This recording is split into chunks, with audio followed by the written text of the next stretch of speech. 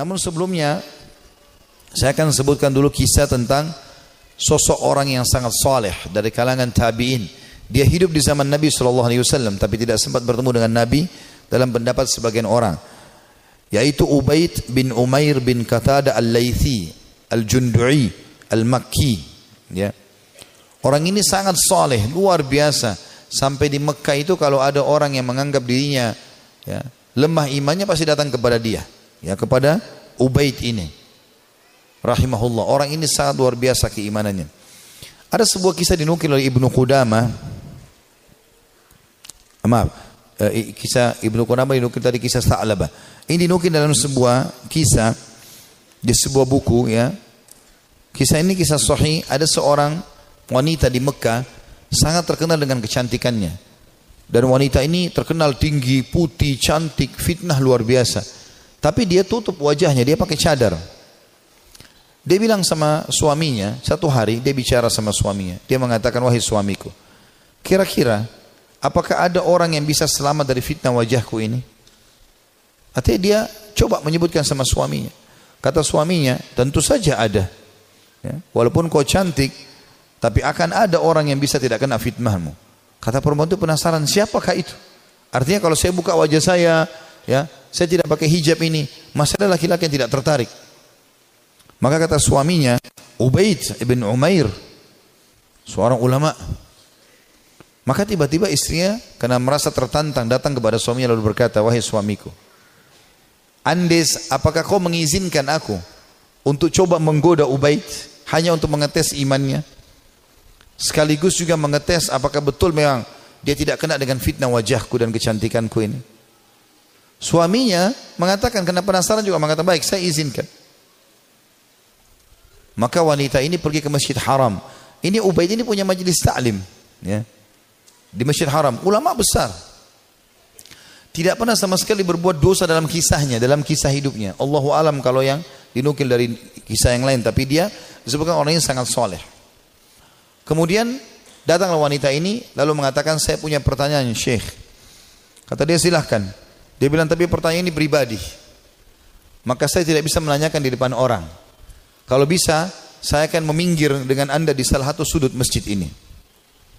Karena perempuan ini terus menunjukkan kesedihannya, menangis. Maka Ubaid mengatakan, baiklah, tapi tetap di depan umum, bukan berduaan-duaan khalwat. Di tiang masjid di sebelah situ ada sekitar jamaah. Tiba-tiba wanita ini pada saat duduk depan Ubaid membuka cadarnya. Dan memang terlihat kecantikan yang luar biasa. Maka Ubaid rahimahullah mengalihkan wajahnya.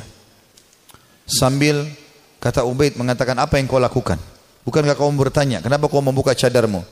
Dia mengatakan, sebenarnya wahai Syekh Ubaid, saya mencintaimu dan saya menyukaimu. Maka aku datang untuk menawarkan diri. Maka Ubaid mengatakan, dan aku tinggal tunggu jawabanmu. Artinya kapan kau mau? Selesai. Aku jadi milikmu, terserah kau mau apakan. Perempuan ini ingin menguji. Ubaid tidak mengenal siapa perempuan ini. Subhanallah, dia mengatakan, saya akan jawab pertanyaanmu itu kalau kau menjawab 5 pertanyaanku. Kata Ubaid rahimahullah. Tapi sambil buang muka, enggak dilihat ke wajah wanita ini. Wanita tersebut menggambarkan Ubaid tidak melihat sedikit pun ke wajahku. Padahal wanita ini depan matanya dan sangat cantik. Maka kata wanita tersebut, tanyalah.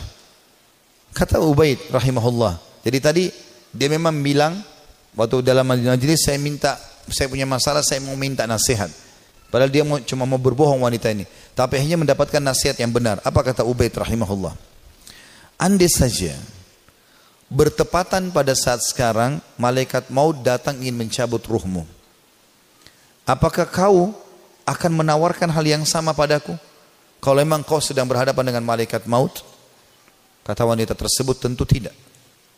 Pertanyaan kedua, andai saja kamu sedang berada dalam kuburan, tempat yang pasti kau akan datangi, dan kau sedang bertemu dengan Munkar dan Nakir, 2 malaikat akan bertanya di kuburan, dan kau sedang ditanya untuk selamat ke surga atau neraka, apakah kau juga akan berpikir tetap akan menawarkan dirimu seperti ini?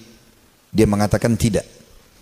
Yang ketiga, seandainya kau sedang berada bersama aku di padang mahsyar, kemudian buku-buku amal sedang berterbangan, Dan kau tidak tahu apakah kau akan terima dengan tangan kanan atau tangan kiri.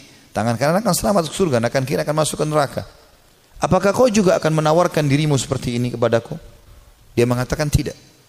Yang keempat, ya, andai saja kau sedang ditimbang amalmu dan kau tidak tahu amal baik atau amal buruk di timbangan amal hari kiamat nanti yang lebih berat, apakah kau masih mau menawarkan dirimu padaku? Dia mengatakan tidak. Lalu kemudian pertanyaan terakhir yang kelima, andai saja kau sedang diminta pertanggungjawaban oleh Allah tentang kecantikanmu ini, tentang keadaanmu, ya, kelebihan-kelebihan nikmat yang Allah berikan kepadamu ini, apakah kau juga akan mengatakan kepada Allah, aku sempat menawarkan ini kepada Ubaid? Maka dia mengatakan tidak. Maka Ubaid pun mengatakan rahimahullah, kalau gitu bertakwalah kepada Allah dan jagalah dirimu serta nikmat Allah yang ada padamu. Maka tiba-tiba perempuan tersebut menangis terisak-isak. Lalu kata Ubaid, pulanglah. Lalu Ubaid berdiri tanpa melihat sedikit pun ke wajah wanita tersebut. Setelah dia pergi, wanita itu pulang ke rumahnya. Suaminya sudah menunggunya, ingin mengetahui berita apa yang ada sebenarnya. Maka setelah dia pulang, suaminya kaget melihat matanya merah, menangis. Kata suaminya, apa yang terjadi wahai istriku? Dia mengatakan, sungguh aku akan binasa wahai suamiku. Aku tadinya niat ingin bermaksiat kepada Allah, Allah menuruskanku justru melalui Ubaid. Dan sungguh Ubaid adalah orang saleh. Dan semenjak hari itu perempuan itu tidak pernah dandan lagi sama sekali sampai ajal datang menjemputnya. Teman-teman sekalian, orang yang saleh, orang yang tulus kepada Allah Subhanahu wa taala, memang orang-orang yang justru tidak mudah tergoda. Kalau antum hanya sekedar dengan godaan sedikit mudah tergoda, itu masih orang biasa. Tapi kita harus menjadi orang yang luar biasa memang. Tidak boleh mudah tergoda. Allah Subhanahu wa taala menyebutkan tentang ahli surga di dalam firman-Nya pada saat mereka masuk ke dalam surga nantinya di hari kiamat, itu disebutkan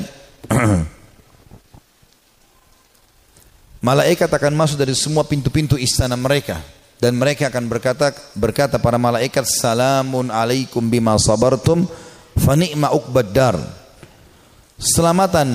Selamat buat kalian, keselamatan buat kalian atas kesabaran kalian, dan ini sebaik-baik tempat untuk kembali, surga maksudnya.